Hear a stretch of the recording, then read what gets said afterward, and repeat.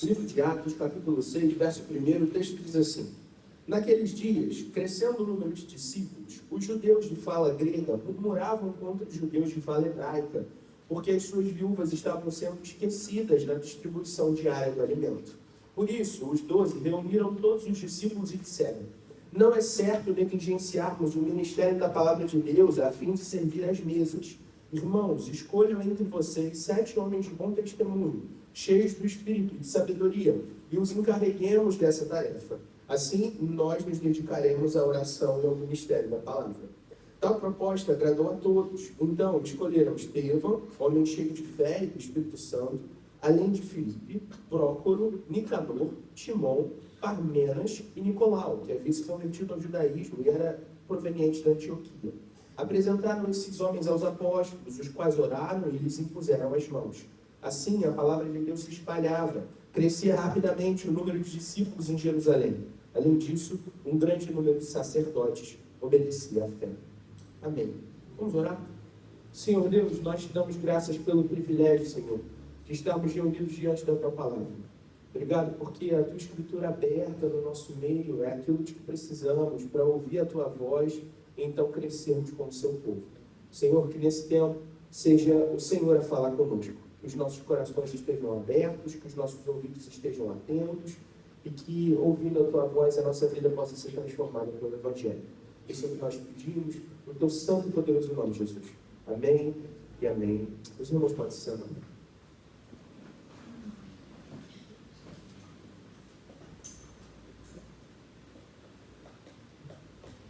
De toda a filmografia do Adam Sandler, eu arrisco dizer que Clique é o filme mais conhecido. Imagino que todo mundo aqui já tenha assistido Clique uma vez na vida, ainda não sei que ele. Você estava lá passando pela sessão da tarde e o filme estava rodando, e aí você estava esperando, sei lá, no consultório médico, e aí você viu lá a história daquele cara que ganha um controle remoto, que dá para ele a habilidade de saltar momentos da vida. Então ele consegue acelerar ali, momentos por onde ele passa, e ele escolhe fazer isso com tempos que são difíceis, desagradáveis. Então, sei lá, ele tem uma discussão com a esposa, e aí ele pula. Ele clica e pula, e aí acabou a discussão, olha que maravilha. Os filhos estão doentes, sei lá, e aí ele vai lá e pula. E aí a gente vai acompanhando esse personagem saltando todos os momentos difíceis da vida. Tudo que é complicado, tudo que é trabalhoso, tudo que é desgastante, tudo que envolve a necessidade de persistir, ele clica e passa para frente. O que a gente percebe, e aqui vai um spoiler, se você não viu o clique, desculpa, é que, no fim, qual é a lição que o personagem vai tirar? É a seguinte: cara, de tanto pular os tempos difíceis da vida, não sobrou nada. Ele perdeu a existência toda. Tudo que ele podia ter experimentado, ele não experimentou. Porque tirar os momentos difíceis da caminhada é meio que tirar a caminhada. Porque é verdade, existem tempos bons, ele aproveitou esses tempos. Mas mesmo no tempo bom, sem o tempo difícil, perde um pouco de sabor, fica meio sem valor, sem propósito. Ele não conheceu os filhos direito, ele perdeu o casamento, ele se vê, no momento do filme, muito gordo porque entrou numa compulsão alimentar. Depois ele resolve isso, mas resolver a aparência não resolveu o problema. E aí, o que a gente percebe, então, é que não adianta pular as partes difíceis da vida. A vida foi feita para ser vivida, com as partes boas e com as partes ruins. E, na verdade, nos desafios mora uma oportunidade de crescer. A grande questão ali do filme tem a ver com os relacionamentos. A grande preocupação dele é com o ambiente familiar, é com aquelas relações com a esposa e com os filhos. E é exatamente essas relações que são sacrificadas quando você tenta escapar dos desafios que a vida propõe no caminho. Por que eu estou falando disso? Porque hoje a gente vai conversar sobre relacionamento. Quando a gente fala de relacionamento, a gente fala sobre a necessidade de passar por tempos difíceis. Conforme a gente caminhar nesse sermão, eu espero que você consiga linkar a história de Clique com o que a gente está conversando. Mas se não, lá no final a gente fala sobre isso de novo. A gente acabou de ler o texto de Atos no capítulo 6, e esse é o segundo sermão que a gente está fazendo no livro de Atos. O primeiro deles foi na semana passada. A gente também teve um culto especial, que foi um culto de comemoração aos 508 anos da Reforma Protestante. E a gente teve a primeira exposição no livro de Atos. A gente vai seguir expondo o livro, como o reverendo Silas explicou, é parte da nossa estrutura de ensino aqui, comentários bíblicos semanais que apontam para a nossa pregação dominical. Então, esse texto que a gente está pregando aqui agora é um texto que a gente leu como igreja juntos. E o livro de Atos, ele é uma continuação direta do Evangelho de Lucas, que a gente já leu antes de começar a ler Atos. Lucas registra aqui tudo aquilo que Deus estava fazendo no mundo através dos apóstolos. A gente chama o livro de Atos dos Apóstolos. Mas o que a gente está vendo é como Deus usa esses homens e mulheres, servos fiéis a Deus, para pregar o Evangelho no mundo. O corpo de discípulos vai crescendo à medida que o Evangelho expande ali no livro de Atos. E a gente percebe a maravilha disso. A igreja vai sendo marcada por desafios, é verdade, mas também pelo prazer de crescer como gente que caminha na direção de cumprir a vontade de Deus. O reverendo Silas pegou lá no texto de Atos 2 e ele reforçou sobre quais eram as características dessa igreja que estava surgindo, né? E era uma igreja que perseverava na doutrina dos apóstolos, na comunhão, no partir do pão e nas orações. Essas 3 marcas de perseverança foram as 3 que a gente conversou anteriormente. E hoje, o que eu quero fazer com os irmãos de alguma maneira é dar um zoom em uma dessas marcas. A gente vai conversar sobre a comunhão, sobre o que significava perseverar na comunhão. O que isso dizia lá a respeito dos primeiros irmãos da igreja primitiva e o que isso diz para mim e para você. Como que a gente pode tirar lições disso daí. Então eu quero te convidar a manter a sua Bíblia aberta, porque a gente vai caminhar no texto e conversar sobre as ideias que vão surgindo conforme a gente faz essa leitura. A gente vai voltar para o verso 1 para aprender a primeira coisa que o texto fala para a gente e diz respeito sobre quando bênçãos se tornam problemas. Né? O verso 1 diz assim: naqueles dias, crescendo o número de discípulos, os judeus de fala grega murmuravam contra os judeus de fala hebraica, porque as suas viúvas estavam sendo esquecidas na distribuição diária de alimentos. Então a gente tem aqui o relato de quando uma bênção se torna um problema. A bênção de uma igreja que não para de crescer. Isso certamente é bênção. Mas aí surge uma murmuração no meio do caminho. Como cresce a igreja? Conforme crescem os discípulos, cresce também a treta. A confusão está instaurada.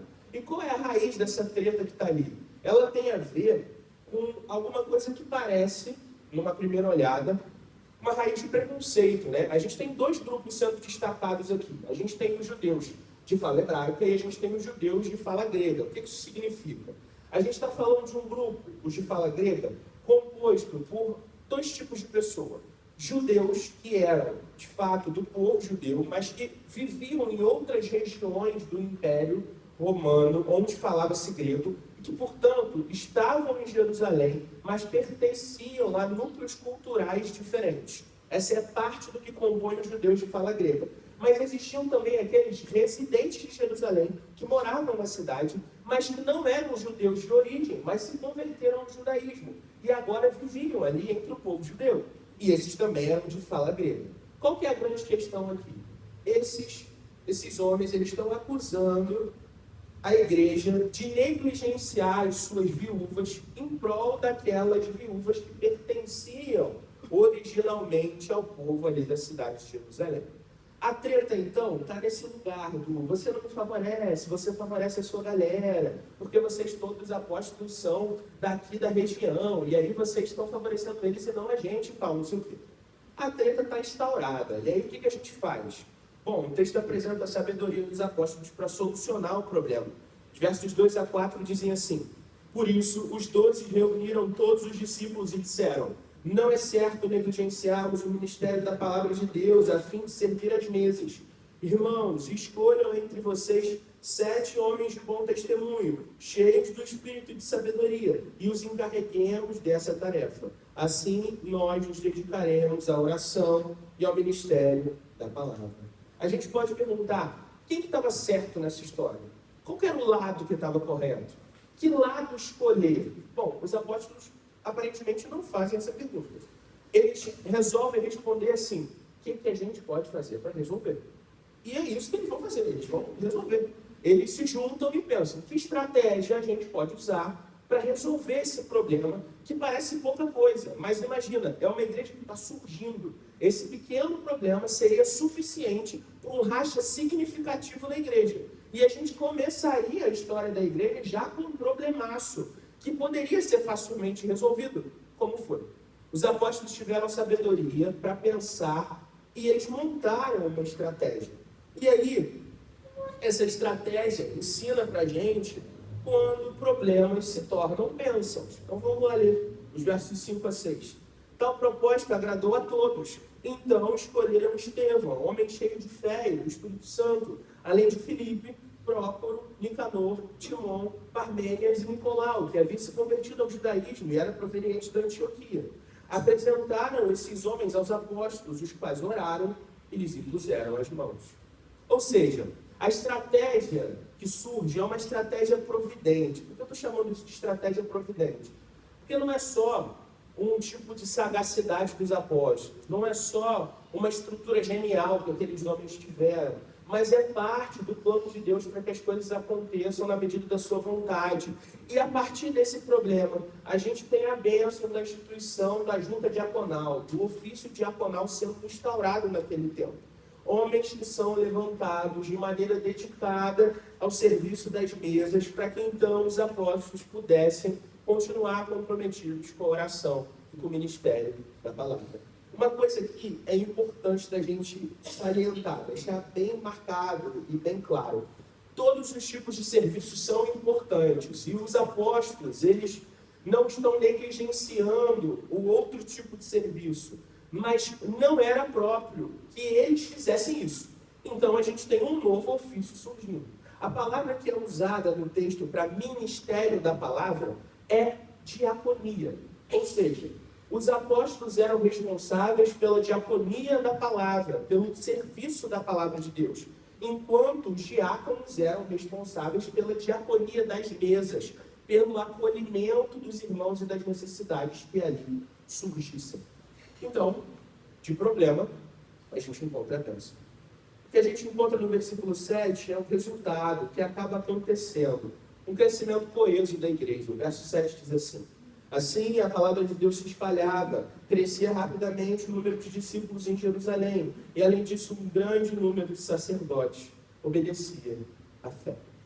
Uma igreja que cresce coesa, então, é marcada por essa sabedoria para solucionar problemas que eventualmente vão surgir, vão acontecer, e eles conseguem resolver essa questão.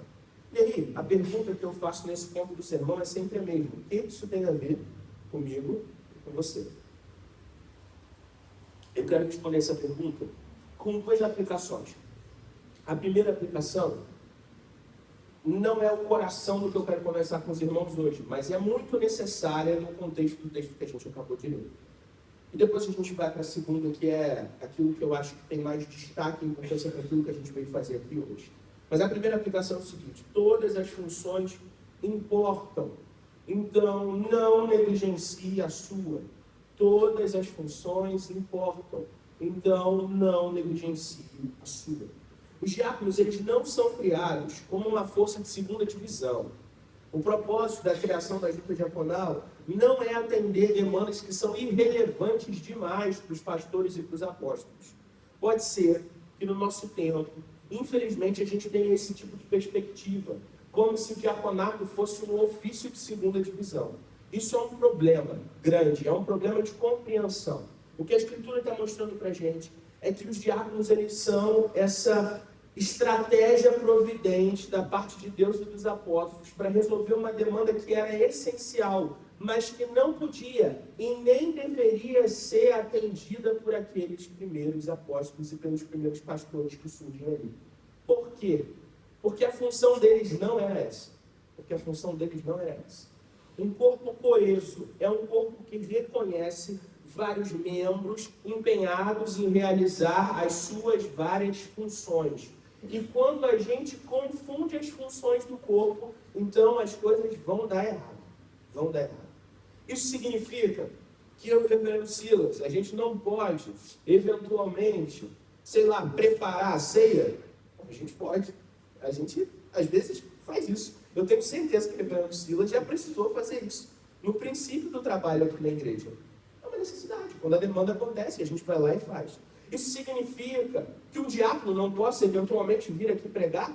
Bom, a gente espera, na verdade, que possa, porque isso é parte do exercício do povo de Deus pregando a palavra. O ponto é, funções específicas dentro da comunidade de fé são baseadas em necessidades e demandas que surgem, e mais do que isso, em dons que são distribuídos por Deus para que o povo possa crescer de maneira coesa. O corpo de Cristo vai se ajustando às necessidades e Deus é quem distribui e manifesta os seus dons no meio do seu povo. Portanto, a gente precisa abraçar as nossas funções, não como se aquilo que eu fizesse não fosse tão importante assim, mas entendendo que todo o exercício que a gente faz, enquanto povo de Deus, é para a glória de Deus e, portanto, essencial. As funções são diferentes, é verdade, mas a necessidade e a bênção delas é indiscutível. A segunda aplicação que eu quero fazer é a seguinte: assuma o desafilégio de ser uma igreja. Assuma o desafilégio de ser uma igreja. Quando a gente é ordenado, a gente baixa um drive de trocadilho, piadinha, junção de palavras e fica tosco. Mas quando eu estava preparando isso aqui, eu não encontrei nenhuma palavra melhor. Então a gente vai de desafilégio mesmo. O que é desafilégio? É a junção super criativa de desafio com privilégio. Olha, galera, que insight, vai, vamos combinar? Por quê? Por que desafilégio? Porque ser igreja é desafiador. E ser igreja é um privilégio. Essas duas verdades, elas são complementares. E é importante que nós as entendamos como complementares. Por que ser igreja é importante? Essa foi a pergunta da nossa célula, dessa semana que passou. E eu comentei com os irmãos que estavam lá que eu ia usar as falas deles aqui na pregação. Falei para eles, olha, eu não vou falar nada hoje, na verdade eu já vou usar a fala de vocês. Aí eles falaram assim, é muito mole fazer sermão, cara. Não vou nem dizer quem falou isso. Depois eu conto para vocês. É muito mole fazer sermão. Vai pegar a fala dos irmãos? Sim, de fato. Peguei mesmo. E respondendo essa pergunta, por que ser igreja é importante? A gente ouviu algumas coisas na quinta-feira que me marcaram e que eu quis trazer hoje aqui para vocês. A primeira delas é o seguinte: a igreja é onde eu aprendo mais sobre a minha fé. Então, ali no meio da igreja, eu fortaleço a minha fé, fortaleço a caminhada, aprendo sobre Deus. A igreja me ajuda na minha caminhada. A igreja me ensinou que ninguém é perfeito. E que nem os pastores, e na verdade, especialmente os pastores, são miseráveis pecadores e erram. E a gente sempre tem esse papo lá na célula, né? De cara, eu vou dedurar a Aline. Aline, vou te dedurar. Tá tudo bem? Vou dedurar. A Aline sempre fala assim, a gente veio de um outro contexto, de uma outra igreja, e quando a gente chegou aqui, a gente ficou surpreso, ela fala por ela e por toda a família, quando os pastores dizem assim, porque a gente falha nisso ou naquilo, porque a gente erra aqui ou acolá, porque a gente tem dificuldade nesse e naquele ponto. Isso foi surpreendente para eles, e a gente fica triste por ser surpreendente, mas a gente também fica feliz por estar numa igreja onde a gente pode dizer isso com sinceridade. Que, cara, a gente não acerta sempre. A gente não acerta sempre. Na verdade, às vezes a gente erra sempre e acerta pouco. Sabe por quê? Porque a gente é gente, como todos os outros gentes que foram salvos por Jesus. E o que acontece é que quando a gente com honestidade consegue assumir isso, a gente cria um espaço onde é confortável demonstrar fraqueza, gente. Porque é para si mesmo. Porque caminhar com Jesus é enfrentar os nossos desafios, as nossas tentações, as nossas dificuldades, reconhecendo que isso é parte integral de ser discípulo. Sabendo que a gente falha, mas que a gente pode viver uma vida refeita por causa da graça de Deus. A gente ouviu lá na quinta-feira que ser igreja é se lembrar que a gente não está sozinho. E quando a gente caminha como comunidade, a gente lembra que tem gente do nosso lado, para pegar na nossa mão, para passar pelos tempos bons e ruins. E a última coisa que eu ouvi lá e que me marcou profundamente, eu deixei por último, com intenção, foi a seguinte: foi na igreja onde eu aprendi a dizer eu te amo. Foi na igreja onde eu aprendi a dizer eu te amo. Onde eu ouvi a primeira vez eu te amo e onde eu aprendi a dizer para as pessoas eu te amo. E que legal é ser um lugar onde a gente pode ensinar isso para as pessoas. Que elas são amadas e que a gente pode dizer para o outro eu te amo. Isso ser sincero, ser verdadeiro, ser real.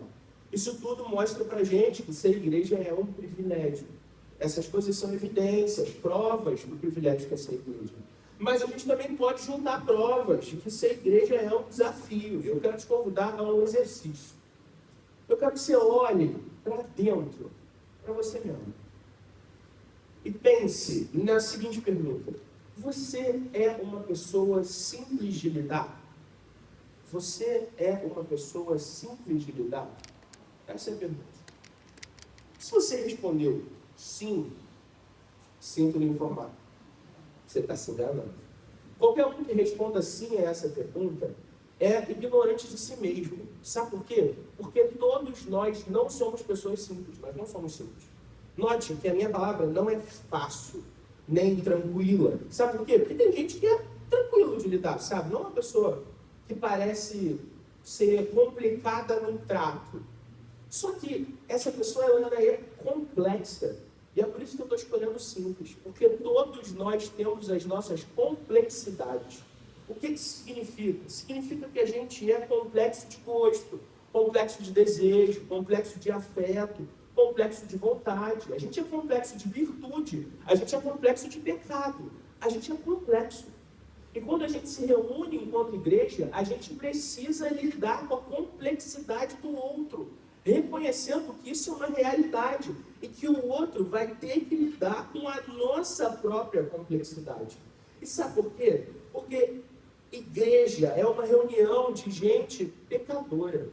E o fato de nós sermos pecadores reunidos faz com que nós enfrentemos desafios. A gente chama a igreja da comunidade dos santos. Isso também é verdade, porque nós fomos justificados por Jesus e agora somos chamados de santos. No entanto, o nosso processo de santificação, ou seja, aquela caminhada para ser cada vez mais parecido com Jesus, ela é uma caminhada e a gente ainda não concluiu. Portanto, enfrentaremos os desafios do pecado. O meu pecado, o seu pecado. Isso é ser igreja. É encarar que, por mais que seja desafiador, é também privilégio. É desafio. As duas coisas, ao mesmo tempo. O tema do sermão de hoje é uma igreja de relacionamentos. E esse título, uma igreja de relacionamentos, é o nosso slogan da Igreja Presbiteriana de Fonseca. É nosso slogan, o nosso propósito, é aquilo que a gente quer ser. Uma igreja de relacionamentos. Implícito nesse slogan está uma miríade de adjetivos que de alguma maneira qualificam essa palavra relacionamentos. Esses relacionamentos, aqueles que a gente exerce aqui, são relacionamentos imperfeitos, são honestos, profundos, às vezes distantes, são calorosos, eles são fundamentais, eles são antigos, outros tantos são novos, às vezes eles são difíceis, eles são prazerosos, mas acima de tudo, eles são e devem ser fundamentados em Cristo Jesus. Fundamentados em Cristo Jesus. Como que a gente pode ser uma igreja de relacionamentos? A gente só pode fazer isso. A gente só dá conta de ser uma igreja de relacionamentos se a gente recorrer ao Cristo que nos convida a essa relação. Jesus nos chama a um convite de relacionamento pessoal com Ele. Jesus nos chama a um convite de relacionamento uns com os outros. E eu quero caminhar para o fim dessa nossa reflexão, mas eu quero, antes disso, deixar alguns recados para alguns públicos específicos. E o primeiro deles é para os futuros membros da nossa igreja, que vão ser recebidos daqui a pouco. Eu quero dizer para vocês o seguinte: sejam bem-vindos a uma igreja que é real, que é de verdade. Eu estou tentando encontrar vocês na multidão, eu acho que eu estou achando vocês por aí. Essa é uma igreja real, o que significa que a gente vai acertar. E, eventualmente, a gente vai errar. Que a gente recebe vocês com muito amor. E que esse amor envolve a gente passar pelos tempos bons e ruins juntos.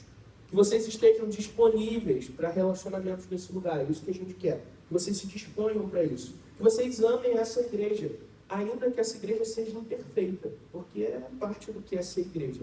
Que vocês saibam que vocês são mais que bem-vindos no nosso meio. Que a gente se alegra de verdade com a oportunidade de receber vocês. A gente vai conversar mais daqui a pouco.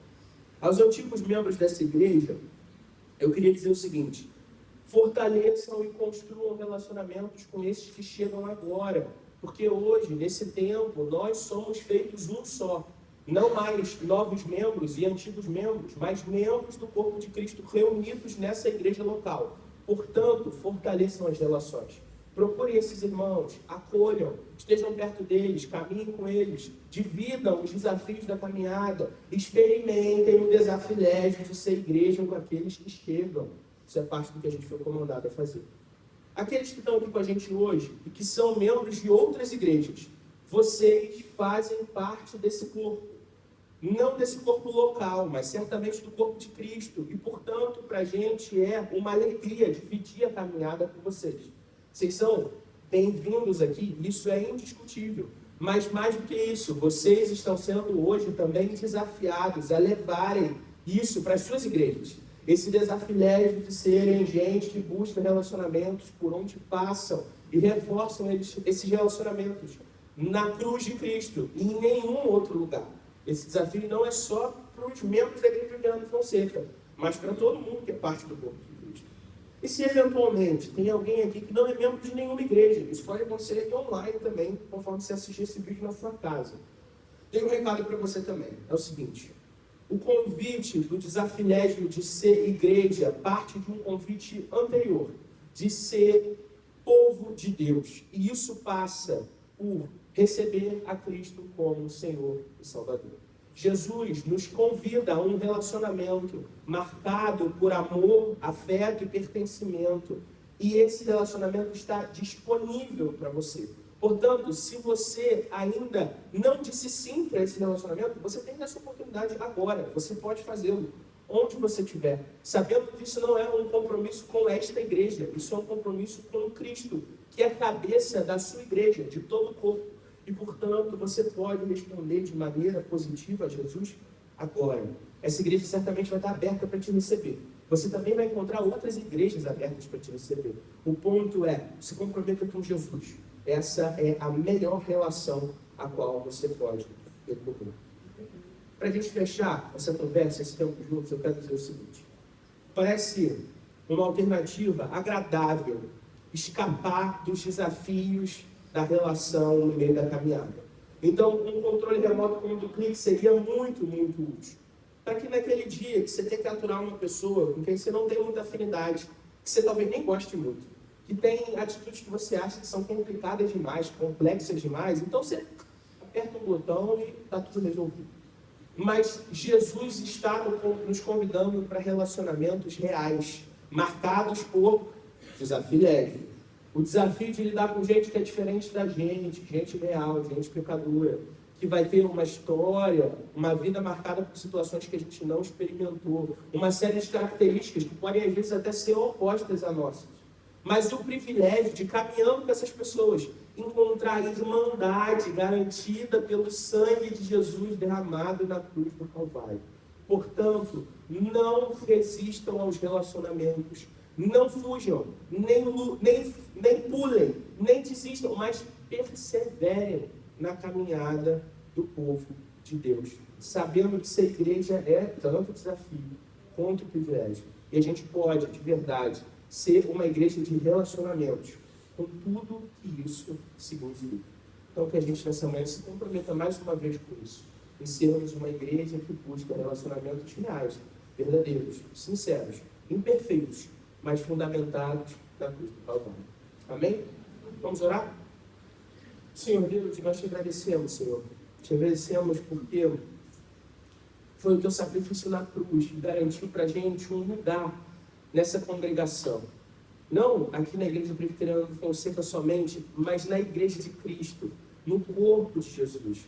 Obrigado, Jesus, porque o teu sacrifício na cruz nos une, nos conecta, nos aproxima, permite que nós possamos viver uma vida de relacionamentos. A gente quer nesse momento, Senhor, te convidar mais uma vez a pegar na nossa mão e refazer o nosso coração para que nós sejamos gente comprometida a viver esses relacionamentos reais na nossa vida. A gente sabe que não vai ser perfeito, Jesus, a gente sabe que não vai ser sem falhas, a gente sabe que não vai ser sem dores e mágoas. Isso faz parte da caminhada. Mas a gente não quer pular a etapa, Jesus, a gente não quer passar batido por esses momentos. Na verdade, a gente quer nesse momento se comprometer a experimentar cada partezinha desse processo, sabendo que nele nós somos formados, moldados, adaptados e feitos mais parecidos contigo, Jesus. Portanto, nos ajuda a sermos uma igreja que verdadeiramente vive pautada em relacionamentos. Que o fundamento dessa igreja seja sempre Cristo, nosso Salvador, aquele que nos sustenta, que orienta os nossos passos, que nos perdoa, que nos consola, que nos ajuda no dia difícil, que nos momentos complicados da vida, que quando a vida parecer complexa demais, a gente lembre, Jesus, que a Tua presença no nosso meio é tudo de que precisamos para continuar caminhando. Nos ajude e fortalece, Senhor. Esse é o nosso desejo, essa é a nossa oração. O Teu santo e poderoso nome, Jesus. Amém e amém.